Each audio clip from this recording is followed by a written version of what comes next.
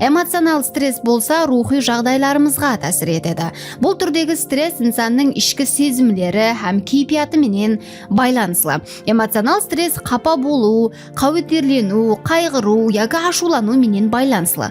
Мысал үшін, жұмыстағы қиыншылықтар, жаңара ағзалары менен машқалалар, ямаса тұрмыстағы келіспеушіліктер эмоционалдық стресске себеп болуы мүмкін. Бұл түрдегі стресс адамды рухи һәм сезімлік жақтан шаршап, онамсыз пікірлер һәм сезімлерді күшейтеді.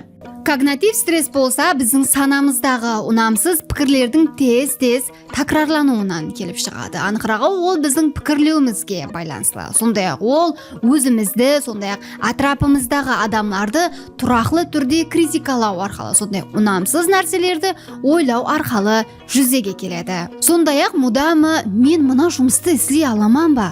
Ямаса бұл жағдайды қалай басқару мүмкін деген пікірлерменен жасау когнитив стрессті еледе арттырады.